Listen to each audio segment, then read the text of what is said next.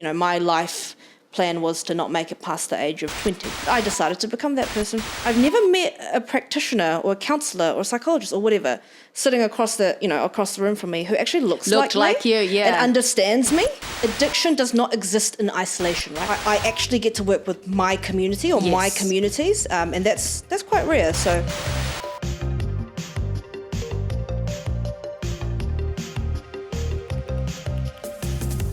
Alrighty. Welcome back to frequent listeners. They will notice that I am sitting on the opposite side today of the Banana Lab podcast. So Maria, what are we doing today? Well, Romy, now you're in the interviewee's seat because I thought, why not ask you some questions and get you to talk to us a little bit about some stuff and maybe catch you off guard a little bit and share your stories. So what I will say is I actually have a concussion at the moment, so I'm not firing on all. There's only a few brain cells active there, so we'll see how it goes. Is that different from normal? It is a bit different from normal. Yeah. Yes, no. yeah. So not to make see. light of traumatic brain injuries. Concussions are serious business, but I feel like it might also give us an opportunity to hear some offbeat answers from you as well. So, no mercy there. Go hard. All right. So, Romy. Hello. You are a New Zealand-born Korean that is person? Right. Yeah. So you're second generation. I am, yeah. So my parents moved here in the 90s. And they came here to be tour guides because that was when Korean tourism to New Zealand was a thing. And they actually met at language school at AUT. And then the rest is history. And then you came about. Absolutely. Are you an only child? No, I have a younger sister who's 19 who looks exactly like me. Alex will tell you that. And it's just the two of us, Romy and Pruna. So we've got some pretty strange names for Are they your Korean names? They are now, yes. They are now, yeah. Right. And tell us what you do day to day. What's your mahi? Yes, so I am one of those people who's terrible at sitting still, so I kind of have a bunch of things on the go at the same time. My day job is as a mental health and addiction practitioner, so I'm the National Manager for Child and Youth Mental Health at a NGO service provider.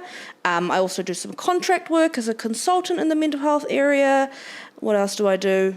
Do random stuff like this, projects. But basically, at least over the last 5-6 years, my entire life and career has very much been in and around the mental health and addiction sector. So do you see people as a practitioner one-on-one yourself, or do you do mostly sort of organisational work? You do both? I do a little bit of everything, So yeah, I'm really lucky that in my private practice or outside of my 9 to 5, I do get to see clients. I work mostly with young people 25 and under, which is that's my area that I specialise in. In my day job, I'm doing things like managing a service, advocating for policy change, advising strategy in the mental health and addiction arena, do some work internationally as well with different mental health leadership collaboratives overseas, which is pretty cool. So I do a bit of everything. I don't like to be bored and kind of do one thing. I like to do a bit of everything. Yeah, diversity. Yes. So let's talk mental health. There's a real gap in addressing mental health concerns, especially among immigrants and the children of immigrants.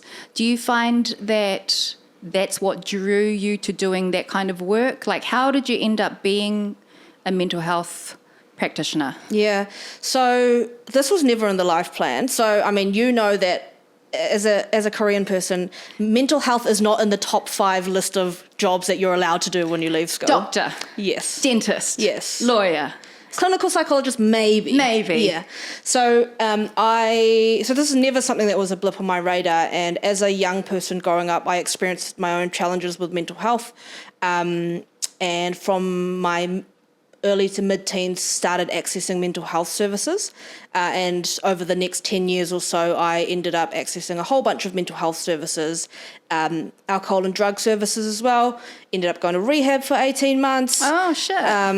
And after all of that, when I sort of got to the end of that journey and was at a place where I felt okay, I felt hopeful to be alive and happy to be alive, I sort of went, I could use this in a career, that would be cool. And also what I've witnessed over the last 10 years of accessing mental health and addiction services is that I've never met a practitioner or a counsellor or a psychologist or whatever sitting across the room from me who actually looks like you, yeah. and understands me. Yeah. So I decided to become that person. Yeah. You know what you said about being happy to be alive? I think that's actually a huge achievement, because even if people don't have immediate strife in their life, I think a lot of us would probably find it hard to say, yeah, I'm truly happy. So I want to congratulate you on finding that peace. Do you find that a lot of your clients do tend to be Asian New Zealanders, or do you have a variety of backgrounds? Is there some kind of commonality that they experience when they come and see you? Yeah, I will say as a practitioner, I am quite lucky because on paper, I tick a lot of the diversity boxes, right? Young, Asian, own lived experience of mental health and addiction challenges, gay, Female. grew up in New Zealand, Yeah. female. Yeah, so I tick a lot of boxes, and what that means is often I get people coming to see me who have had similar experiences, right? Where they've gone to a mainstream service, they haven't had their needs met, or they've gone and seen someone who doesn't understand their family context or their cultural context and all this kind of stuff. So I quite often get to see young Asian people and young queer people. Sometimes those identities intersect, sometimes they don't. But I find that super meaningful way, and the fact that I feel like I actually get to work with my community or my communities, and that's quite rare. So, yeah. There must be a sense of responsibility, in having to uphold a kind of positive image as a potential role model, for instance, as well. And I just want to go back to you saying that you had your own extensive experience with the mental health system here that led you to doing what you're doing. Being a child of immigrant parents, how did they deal with you experiencing so many struggles? Because as we talked about, Koreans, we don't really talk mental health that much. It's changing, but even these days, people kind of don't want to admit that they might be on medication, for example, or that they go and get therapy. Was there some sort of pushback or conflict that came from that? Yeah. Absolutely. And when I look back now, I see those experiences quite differently because I've got the benefit of hindsight. I've grown up a bit. My critical thinking ability has gotten better and all of that.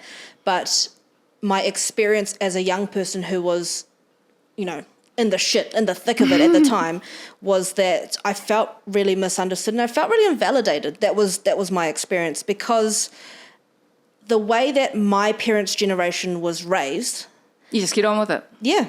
Yeah. Mental health is not a thing. They don't have time for that. They absolutely don't. And it's just, everyone's a bit sad. Too bad, you just get on with life. In Korean, in East Asian cultures in particular, mental health is seen as not as a natural occurrence of life circumstances, but almost as a bit of a moral failing, right? It's like that person wasn't strong enough. It's a weakness. Yeah, they weren't strong enough, or they weren't brave enough, or, they just were too dramatic, or all of that kind of stuff. So I definitely did experience that, and I experienced the consequences of that kind of cultural stigma, I guess. But looking back now, my parents just did the best that they could with the information that they had. I mean, if you don't have exposure and, the awareness growing up, how are you going to suddenly deal with it when your children go through it, Absolutely. And I feel for my parents, I'm also gay. So imagine having a mentally unwell and gay child. To your parents? Yes, I am. It's, wow. They probably wouldn't go to Pride with me or anything like that, but, I'm out. And that's what matters. That's huge. Yep. And putting my empathetic hat on for a second, I can feel for them, I can feel for how difficult that must have been for them being exposed to all of these ideas that they were never, ever exposed to in Korea. In Korea people will live closeted for their entire life. Oh, yeah. And they'll just, you get married and you have kids, that's just what you do. It doesn't matter. Heteronormativity is the norm. Absolutely. And it doesn't matter how unhappy you are, you just do it because that's the cultural norm. So so that's it. So I've definitely had a journey of development, through my teens and in my 20s of feeling comfortable and confident with who I am. And nowadays I do feel like to be honest, I don't give a lot of fucks about a lot of things, to be honest. Which I think kind that's of, the way to be. it helps, but I feel really comfortable with who I am. And so that's all that matters, right? Absolutely. Like, who are you harming by being yourself? Absolutely. So the kind of issues that you experienced growing up, did that have, was that in part or in a large part due to being gay and having struggles with that? Yeah, it was that. I think the two biggest contributors for me was my sexuality and my culture. So growing up in New Zealand, I was born here, I went to kindy here, I did everything in New Zealand. Kiwi kid. I could possibly not be more Kiwi if I tried. But going through life feeling like I'm part of something, a culture, and constantly being told or being given the side eye or being othered because I'm different apparently. Yeah. That is really, really hard for a young person to make sense of. I think you're actually the first out and proud Korean gay person that I've met. Really? Which says a lot. To be fair, there actually aren't a lot of us around, I will say. Out. Yeah. Yeah. So Yeah. now I wear my badge everywhere because visibility I did notice matters. the rainbow, and I don't wear it because it's an advertisement that I'm gay. I wear it because I know the impact that seeing older people who looked and sounded like me, who embraced themselves and were open and honest. I know the impact that had on me It's as like a young a person. signifier that you're a safe space. Absolutely. You know. So when did you turn gay? I love that. When did you realise that you liked girls? What? It was actually quite a journey. So I remember going as a young person, maybe like 8, 9, 10 years old, and I would feel these really intense feelings towards women or girls back then because I was a child, right? And it just felt a little bit more than just a friendship type vibe. I would feel like a jealous crush. sometimes. Yeah. I didn't clock that it was a crush. I'd feel jealous, or I'd be thinking about someone, a little bit more than what I'd normally think about a friend, and Maybe a bit possessive of a friend. Yeah, a little bit had some intense emotions, and I never kind of really knew what that was. I just thought I was an intense person or something like that. And I remember one day it clicked. I was 11, so I was in year 7 when it clicked. And when it clicked, I was like, holy shit, oh my gosh, everything makes sense. All of these feelings and thoughts, and I feel so relieved. I've got an answer to all this discomfort I've been having. But then immediately the next thought I had after that was, shit, it's not safe for me to be out. I can't be out. This is something that I need to keep to myself, because if I let the world know that this is what I've realized about myself, then I'm not going to have a good time. So grappling with that at 11 years old, you can imagine the pressure and the weight, right? It's like the world's coming down on you. Absolutely. And did you kind of think, I guess I have to live by myself for the rest of my life? Yes, absolutely. Yeah. So that was kind of when the distress started, because, as an 11-year-old, you're still very much a child, right? But having a level of responsibility around my future and my identity. On the cusp of puberty. Absolutely, yep. My role in my family's reputation in the community, all of these things were really heavy, and I think I ended up internalizing all of those pressures and struggles and confusion, and they internalized all of that and felt a lot of self-directed anger and self-directed hatred, and that's kind of where that started to come out as mental health challenges for me. And the addictions and all that kind of stuff. Yeah, I remember when addiction was something that kind of happened in my later teens, and holy shit, how stigmatized is addiction? Yeah. Horrific, right? But for me, when I had the experience of putting something external inside my body that shut up all the noise, right? Quietened everything down. I didn't feel self-hatred for that moment. I didn't feel anxious or scared or fearful of the world. That was like a solution for me, right? It was self-medicating, it absolutely, sounds like. Yeah, self-medicating. It was a solution for me. It was a saving grace for me, right? Because I was living in a suicidal state other parts of the time. And when you do too much of something, too much of ingesting something external that shuts things up and makes, natural thoughts and feeling processes not occur, then eventually that can develop into addiction, which was very much my experience. So I got to the point where my addiction ruled my life, not the other way around. Because that's what addiction is, right? Absolutely. It just takes free reign, because I could not bear to be sober or not high, because when I didn't have something in my body, then I had to deal with the realities of just how much hatred that I had for myself. Were you what they call a high-functioning addict? Like, were you working and studying and doing all sorts of ordinary things and hiding your addiction? Absolutely. So people didn't actually, a lot of people didn't know. Only my very, very closest friends knew. And that wasn't because I told them. That was because they saw the behaviour I was doing. And did you deny it when they... I think I was like, oh, yeah, I agree. But it's like, it's not that bad, It's not that bad. And when I did go to treatment, people were quite surprised. The people that did know were surprised. Even nowadays, when I tell people, for the most part, I look like a clean-cut, well-adjusted. Yeah, well-adjusted, articulate, upstanding citizen. So when I do mention that I have a lived experience of addiction and treatment, it is still quite a bit of a shock for people. I would imagine that having an addiction also is like a snake eating itself, because the shame... Sorry, I thought you were... I've just immediately thought about, how snakes eat things that are really weird shapes and then... and they take on the shape of like a brick or whatever. No, I mean, I would imagine that because addiction is kind of a clandestine thing, you want to hide it from people and you don't want to be caught. The fact that you still engage in it, like, does it have like an effect of feeding itself with shame, and so then you want to numb those feelings with substances again, and on it goes. The chemical and physical process that's happening at the same time is that your tolerance is increasing for whatever that substance is. So you need more of the substance to get the same effect. And eventually there's kind of a bit of a ceiling that hits where you're, I'm getting high or I'm getting drunk or whatever that might be, and it's not having the same effect as it used to, even if I have more and more and more and more. So you end up having to drink this much or have this much shit in your body, and you don't even feel good anyway. I was trying to imagine what it must have been like for you as a Korean New Zealander, and the Korean community in Auckland.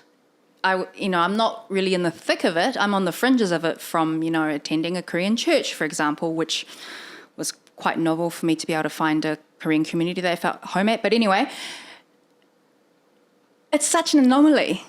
And I think also a lot of Koreans probably have addictions, especially to alcohol, that we just sort of smooth over as a society, as a cultural, he likes to drink, she likes to drink, or whatever.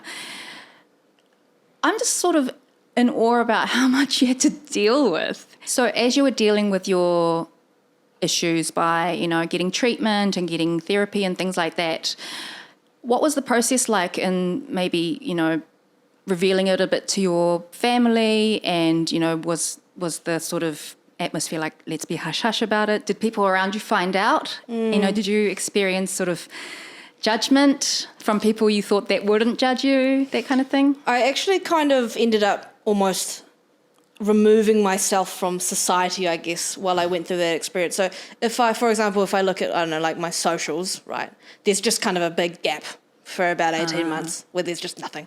No one can figure out where I was during that time. I kind of disappeared and I just came back. And a lot of people probably still don't know where I was or what I was doing at that time. A lot of people think I was overseas because that's the excuse that I used. And I think part of that cultural stigma and that cultural pressure and knowing, I can be as hopeful as I want to, but knowing what the Korean community would have thought of my experiences has actually led me to disengage from the Korean community more. It's quite a judgmental,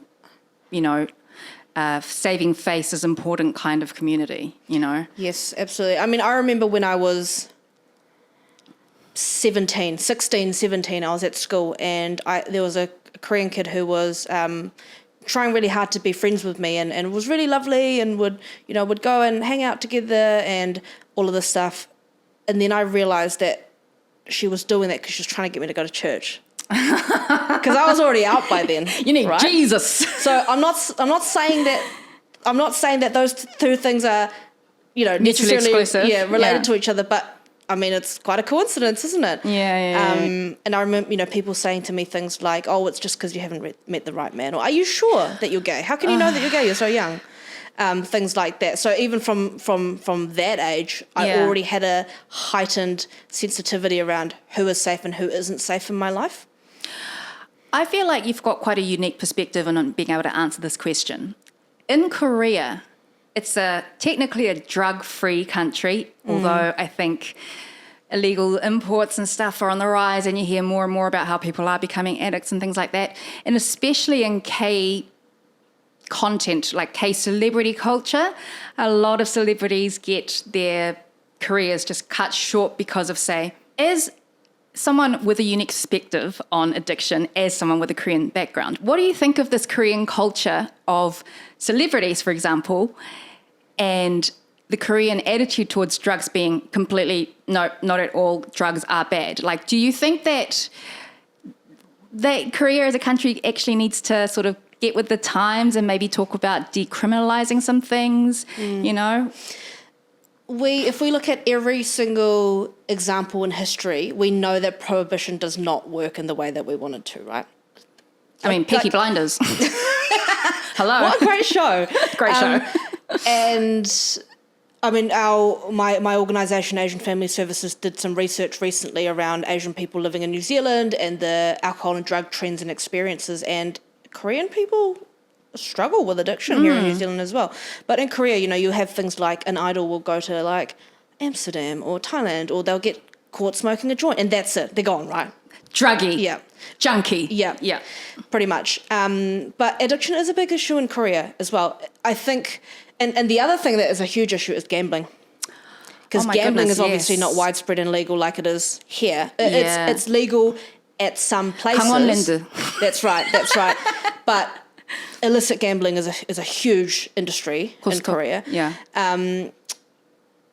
And it really saddens me to say this, but I don't have the faith that Korea is ready for a more liberal stance on addiction. If you think about the history of the Korean people, right? I mean, I don't know a whole heck of a lot about the history of the Korean people, except for what I learned at Saturday Korean school when I was younger. But Korea is a country that has risen from poverty to this, you know, this tertiary economy now in the span of like 40 to 50 years, which is not actually that big of time. No. We've had the Korean War happens, which means our grandparents have grown up in the era of a war-torn country and everything that comes with that. There is a heck of a lot of intergenerational trauma that has happened for the Korean people. Goodness, and therefore different ways of coping have been found. But man, we do a really bloody good job at just hushing that shit and keeping it on the DL. And then calling it resilience. Don't you think? True. It's funny because, you know, you see Hollywood celebrities, for example, who, you know, I'll name an actor, Robert Downey Jr., for example, famously, you know, struggled with addiction, made a comeback, got sober, all that kind of stuff. Great. Koreans will love rodaju, but then... Oh my God, is that what they call it? Yeah, rodaju. But then an idol, as you say, might have a puff of a joint and then... So it's a real weird double standard. It's like, if you're Korean, no. But if you're not in our culture, which I think indicates a real level of insularity, you know? Absolutely. Yeah. And Koreans have been, you know, I hear people describing Koreans as being not very inclusive to foreigners. No, we're not, really. We're kind of, I mean, I think it's like a whole thing because we've had to fight over this little peninsula of land between China and Japan. So we've had to be quite, you know, one people, one country for a lot of history. But, you know, the borders... they don't really exist anymore in a sense. And so... it's kind of like what's acceptable in Western society is different. It's a different set of rules, right? It is a different set of rules. So, I mean, I often think about what would have happened if I grew up in Korea. Yeah. And I experienced the same challenges that I did over there. To be honest... do you think you have an addictive personality? Yeah, for sure, 100%. Do you think 100%. Yeah? I have an addictive personality, but that's also the thing that helps me do so well at the things that I'm passionate about. Yeah. If I grew up in Korea, my life would be very different. I am here living with a second chance at life. Just it's a miracle that I ever even made it this far. Do you know what I mean? For a very long time, my life plan was to not make it past the age of 20. Oh my God. I had made a plan. That was it. I was not going to live past 20. Girl, that's dark. That is dark. So if I'd lived in Korea, I feel like that could have been very much more of a reality because of all of the factors there that are so different to here. I do see some positive change happening there, though. There is a lot more awareness about gender and sexual diversity. That's good. And mental health as well. Like, a lot of people are more open to seeing psychiatrists or psychologists and talking about mental health. And I actually think everyone's got depression. Is this hot takes with Maria? Hot takes with Maria. Everyone's got depression. I think everyone's got depression. If not constantly, at least at some point in their lives, everyone gets a cold, gets the flu, you know. It's like that of the mind. And I think we just need to sort of not trivialize it, but not treat it like it's a death sentence if you have a mental condition, which includes addiction. So we have to wrap up, but what is the most helpful way, in your opinion, for us to view addicts and to help them, whether they're close to us or in society at large? What do we need? Yeah, great question. At the end of the day, if we kind of take all the opinions and the emotions and the details out of it and we just look at the situation, someone who struggles with addiction is just someone who is experiencing challenges in life and they have found a creative way of solving those challenges, right? I talked about that concept of sort of alcohol and drugs being a solution for me earlier. That's exactly what it is. Addiction does not exist in isolation, right? No one just wakes up one day and they're like, you know what I'm going to do today? I'm going to become addicted to drugs and ruin my entire life. No one does that. It always comes from something. Right. As humans, I think we're doing a good job at moving towards being more compassionate, but with the radicalization of society these days, holy shit, you know, it's not good in some places either. So if we all could just use our big brains to understand that each individual human experiences their own challenges, they experience life differently, and, you know, shit happens, right? Shit happens. Boy, it does. Yeah, absolutely. And it's normal to experience ups and downs in life. That's just what life is like. I think if we all had a little bit more compassion for our fellow humans, then we would do a much better job at understanding people's experiences. And that includes being aware of the fact that some of us are more susceptible to substance use than others. Absolutely. And that's not a moral failing to end up in that position. Mm-hmm. Absolutely. Mental health is a big political football at the moment around the state of the mental health system and funding and all that kind of stuff. If I just kind of put that stuff aside for a second, in New Zealand, we are so lucky, eh? We've got like amazing mental health and addiction workforce in New Zealand, people who are making innovations, people who are working their asses off to help others and to make services accessible for the community. And like, we are super lucky here. What I do like about New Zealand is that we never settle for enough, right? We always want more and more and more. And I like being part of that movement as well. So that is my job. My job is to be there for people who didn't think that they'd need to access this thing, or they didn't think that they'd need help, right? And when I get to watch their journey of coming in, you know, not that stoked about life and having a bunch of shit going on and leaving feeling hopeful and, you know, renewed and having goals and feeling happy, like that is a feeling that I cannot describe. That's not why I do my job. I don't do my job so I can feel good, but it's a great byproduct of my job is that I get to see those kinds of transformations every day. You're literally saving lives, you know, in a sense. And I have to say that when I've needed to access mental health services, I did see a real lack of people who I felt could relate to my specific, quite, you know, niche set of problems that came from my background.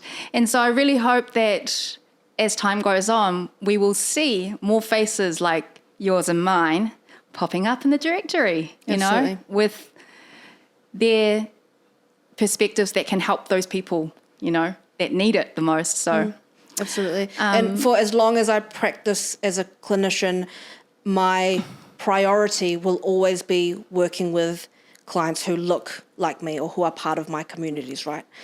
You know, Joe Blogs from suburban Auckland who's any other ethnicity that's not, you know, is Pākehā, is in one of the larger ethnicities. They got no trouble going onto a service and finding someone that looks like them. Exactly. Right? But there are a bajillion young Romies walking around trying to get some help and not being understood or heard. So that will always be my priority for as long as I'm fortunate enough to do this, to call this my work. I have one more question.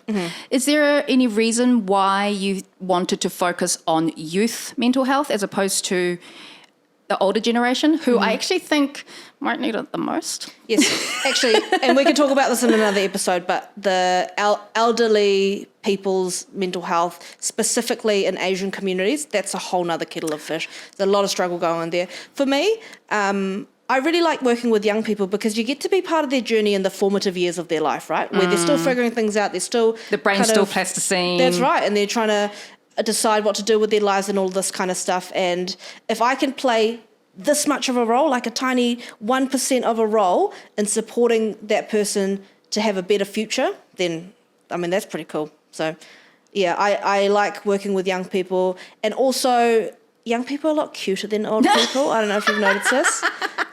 I learn a lot from my young people. I mean, I'm quite...